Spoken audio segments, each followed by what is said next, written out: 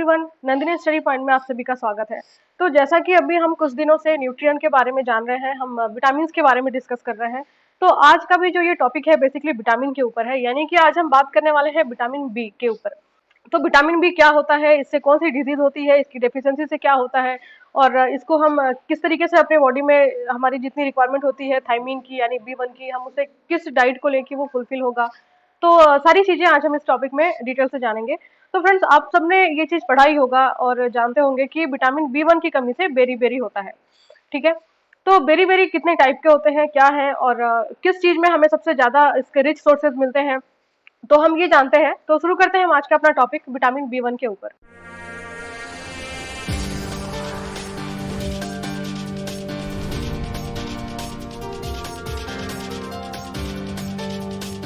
Friends, vitamin B1 की खोज यानी विटामिन B1 थायमीन की खोज 1926 में जॉनसन एंड डोनथ ने की थी। किस पे? राइस पॉलिश के ऊपर।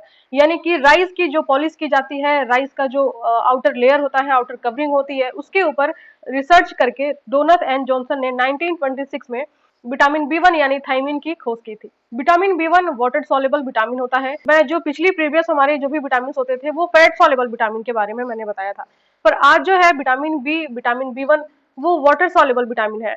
तो जैसा कि ये वाटर सॉल्युबल विटामिन है तो इसकी कभी भी टॉक्सिसिटी हमारी बॉडी में नहीं होती है, क्योंकि अगर कभी भी हम ज्यादा मात्रा में विटामिन B1 ले लेते हैं, ज्यादा मात्रा में थायमीन ले लेते हैं, तो वो क्या होता है, हमारे बॉडी में वाटर के साथ घुलकर यूरिन के एज अ यूरिन वो हमारी बॉडी से बाहर हो जाता है।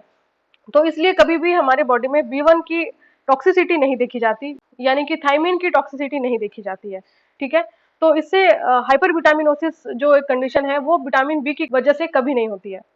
बात करते हैं ये किस चीज में पाया जाता है। तो कोई भी ऐसा जो भी अनाज या छिलकेदार अनाज है जो जिनकी पॉलिश होती है, आउटर लेयर होती है, जैसे गेहूं हो गया, दाल हो गया, और राइस हो गए, चावल हो गया, तो इन सब की जो आउटर लेयर होती है, जो पॉलिश होता है, उसमें क्या होता है, थायमीन बहुत ही ज्यादा मात्रा में पाया जाता है, यानी प्रचुर मात्रा में थायमीन पाया जाता है। एक टर्म होता है इन्फेंटाइल बेरीबेरी। ये इन्फेंटाइल बेरीबेरी क्या है? जब भी कोई प्रेग्नेंट लेडी, जितनी रिक्वायरमेंट होती है थायमीन की, अगर कोई प्रेग्नेंट लेडी अपने प्रेगनेंसी में ड्यूरिंग प्रेगनेंसी वो थायमीन की उतनी मात्रा नहीं लेती है, विटामिन B1 की डिफिशियंसी है, या कोई ऐसी मदर जो लैक्टेशन पीरियड में है, यानी कि वो बेबी को फीड करा रही है और जितनी उसको रिक्वायरमेंट है विटामिन B1 की उतनी वो नहीं ले रही है, तो ऐसे टाइम पे जो इन्फेंट होता है, जो बेबी होता है, उसके अंदर विटामिन B1 की कमी हो जाती है, डिफिशियंसी हो जाती है, जिससे कि बेबी क्या होता है, बहुत लिथार्जी होता है, बहुत डल रहता है, वो एक्टिव नहीं होता, वो सकिंग नहीं करता, फीड नहीं लेता है। तो ऐसी जो कंडीशन होती है, ऐसे इस टाइप के जो बच्चे देखे जाते हैं उनको हम बोलते हैं इन्फेंटाइल बेरीबेरी।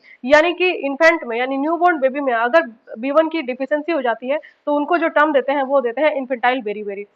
उसके सिम्टम्स ये होते हैं कि बेबी फीड नहीं लेता, बेबी बहुत डल होता है, क्राई नहीं करता, एक्टिव नहीं होता, वो खेलता नहीं है, मतलब जैसे नॉर्मल बच्चे होते हैं कि वो सक भी करते हैं, भूख लगने पे क्राई करते हैं और अपने हाथ पांव भी हिलाते हैं, तो वो बच्चा ऐसा नहीं करता। इन्फेंटाइल बेरीबेरी में जो बच्चा होता है वो बहुत ही सुस्त होता है और फीडिंग भी अच्छे से नहीं लेता, सकिंग रिफ्लेक्स नहीं प्रेजेंट होता है, एंड वो डल होता है। ठीक है, तो इसे हम बोलते हैं इन्फेंटाइल बेरीबेरी। कभी भी एग्जाम में अगर हमसे ये क्वेश्चन पूछा जाए कि वर्निक्स इंसेफेलोपैथी क्या होता है और वर्निक्स इंसेफेलोपैथी किस वजह से देखने को मिलता है, एंड कोर्स ऑफ साइकोसिस क्या है, वर्निक्स इंसेफेलोपैथी क्या है, तो हमें पता होना चाहिए कि वर्निक्स इंसेफेलोपैथी विटामिन B1 की यानी थायमीन की कमी से होने वाला एक डिजीज है।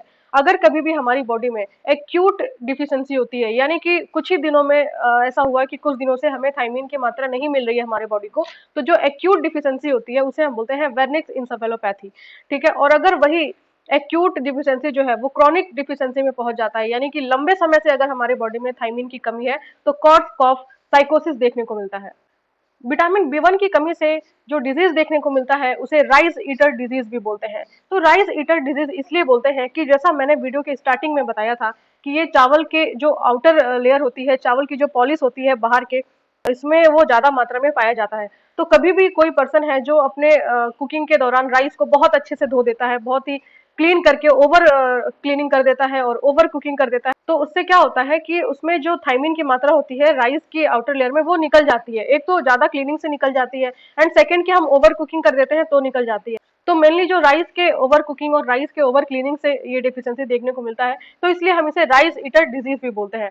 कभी भी अगर एग्जामिनर हमसे पूछते हैं कि राइस ईटर डिजीज क्या है, तो वहां पे हमें पता होना चाहिए कि राइस ईटर डिजीज है वो थायमीन की कमी से होता है, यानी कि विटामिन B1 की कमी से होता है, जिसे हम बोलते हैं राइस ईटर डिजीज। क्योंकि ये राइस में प्रेजेंट थायमीन की कमी से होता है, इसलिए हम इसे राइस ईटर डिजीज बोलते हैं। ठीक है, हम बात सोर्सेज की कर लेते हैं कि किसमें ये ज्यादा मात्रा में पाया जाता है। तो whole grain milk, banana, rice 2 to 3 mg 100 gram rice में 2 to 3 mg थाइमिन मिलता है। वीट में हमें 100 ग्राम के वीट में 1.5 to 2.5 mg थाइमिन मिलता है। ड्राइड ईस्ट में 3 to 6 mg 100 ग्राम के ड्राइड ईस्ट में मिलता है। अब बात कर लेते हैं कि रिकमेंडेड डाइटरी अलाउंसेस क्या है। रिकमेंडेड डाइटरी अलाउंसेस यानी कि आरडीए में अगर हम एडल्ट की बात करें तो 0.5 mg या 1.5 mg पर डे एडल्ट में थाइमिन की रिक्वायरमेंट होती है। प्रेग्नेंट लेडी की बात करें तो 2.0 mg पर डे थाइमिन की रिक्वायरमेंट होती है। चिल्ड्रंस की बात करें तो 1 to 1.5 mg पर डे ये डेली जो रिक्वायरमेंट है थाइमिन की वो बच्चों में भी पाई जाती है। जैसा कि आपके स्क्रीन पे इस वक्त दिख रहा है कि बेरी बेरी 2 टाइप का होता है, एक होता है ड्राई बेरी बेरी और एक होता है वेट बेरी बेरी। तो ड्राई बेरी बेरी जैसा कि पता चल रहा है नाम से कि ये सूखा है, और वेट से पता चल रहा है कि ये गीला होगा या इसमें कुछ तरल पदार्थ का कुछ न कुछ इससे लिंक है। तो जैसे कि ड्राई बेरी बेरी है, तो ड्राई बेरी बेरी जिस पर्सन को ड्राई बेरी बेरी होता है उसका नर्वस सिस्टम अफेक्ट होता है इस डिजीज में, क्योंकि ये ड्राई बेरी बेरी हमेशा नर्वस सिस्टम को ही अफेक्ट करता है। तो इसमें जो सिम्टम्स देखे जाते हैं या जो डिजीज देखे जाते हैं वो होते हैं पॉलीन्यूराइटिस या मल्टीपल नर्वस डिजीज, नंबनेस और अटेक्सिया। अटेक्सिया जो है वो सेरिबेलम पे अफेक्ट करता है। तो ये ड्राई बेरी बेरी के ये कॉजेज होते हैं। मैं फिर से रिपीट करती हूँ, नंबनेस, अटेक्सिया, पॉलीन्यूराइटिस। और एक होता है वेट बेरी बेरी। तो जैसा आप वेट बेरी बेरी देख पा रहे हो अपने स्क्रीन पे, ये मेनली अफेक्ट करता है। वेट बेरी बेरी हमेशा से आप ऐसे याद कर सकते हो इस चीज को, वेट बेरी बेरी मतलब जो चीज वेट है यानी कि तरल है, तो तरल हमारे बॉडी में क्या होता है, ब्लड होता है। तो ब्लड तरल है, इसलिए हम याद कर सकते हैं कि वेट बेरी बेरी क्या होता है, हमारे ब्लड यानी कि कार्डियोवास्कुलर सिस्टम को अफेक्ट करता है। कार्डियोवास्कुलर सिस्टम हमारे हार्ट में क्या पाया जाता है, ब्लड पाया जाता है, और ब्लड क्या होता है, तरल होता है। और वेट बेरी बेरी क्या करता है, कार्डियोवास्कुलर सिस्टम को अफेक्ट करता है। ड्राई बेरी बेरी क्या करता है, हमेशा नर्वस सिस्टम को अफेक्ट करता है। किसी भी पर्सन में अगर ड्राई बेरी बेरी है तो उसका नर्वस सिस्टम अफेक्ट है, तो उसको नर्व से रिलेटेड जितनी भी डिजीज है वो देखने को मिलेंगी, यानी कि उसके ब्रेन से जो भी साइकोसिस वाली कंडीशन है वो देखने को मिलेगी।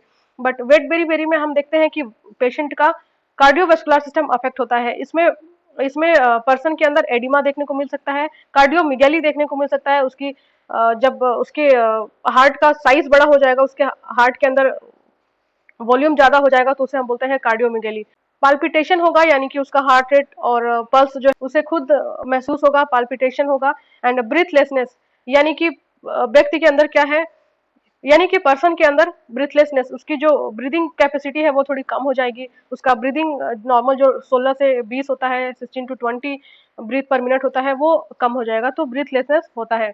इन्फेंटाइल बेरी बेरी में मैंने बता दिया कि थाइमिन डेफिशिएंसी से बच्चे में क्या होता है, लिथार्जी देखने को मिलेगा, लॉस ऑफ एपेटाइट, वो फीड भी नहीं लेगा, वो सकिंग नहीं करेगा, बेबी का वेट लॉस होगा, एंड कन्वर्जन। अगर एक्यूट विटामिन B1 की डिफिशियंसी होती है, वर्निस इंसेफेलोपैथी होता है। और अगर क्रोनिक विटामिन B1 की कमी होती है तो वो होता है कॉर्सकॉफ साइकोसिस। अब बात कर लेते हैं इसके ट्रीटमेंट की क्या है। कभी भी अगर थाइमिन की कमी से कोई पेशेंट है जिसको कि ड्राई बेरी बेरी है या वेट बेरी बेरी है या जो कि कॉर्सकॉफ साइकोसिस है, तो ऐसे में डॉक्टर मेडिसिन क्या चलाते हैं, थाइमिन 100 mg वो रूटीन में डॉक्टर रखने के लिए पेशेंट को बोलते हैं। यानी कि जिस भी पेशेंट को डिफिशियंसी है, थाइमिन की डिफिशियंसी है, वो अपने रूटीन में थाइमिन 100 mg मेडिसिन लेता है, जिसको कि लोराजिपाम मेडिसिन होता है, और थाइमिन 100 mg या लोराजिपाम 100 mg मेडिसिन भी कहते हैं। तो फ्रेंड्स, ये था विटामिन B1 की डिफिशियंसी से होने वाली डिजीज के बारे में डिटेल से, कि अगर हमें विटामिन B1 की कमी से कोई डिजीज होती है तो वो कौन सी डिजीज होती है, इसके मैनेजमेंट में हम क्या लेते हैं, लोराजिपाम मेडिसिन लेते हैं। एंड क्या हम ऐसे किस तरीके से हम अपना डाइट रखें कि हमारे हमारे जो डेली का हमारा फूड है, डेली की हमारी रिक्वायरमेंट है थाइमिन को लेके, वो कंप्लीट होती जाए, वो फुलफिल होती जाए। हम मेन सोर्सेज की बात कर लिए हैं कि इसमें कौन से खाद्य पदार्थ ऐसे होते हैं जिसमें हमें थाइमिन प्रचुर मात्रा में मिलता है। तो ओवरऑल हमने विटामिन B1 यानी थाइमिन के बारे में बात कर लिया है।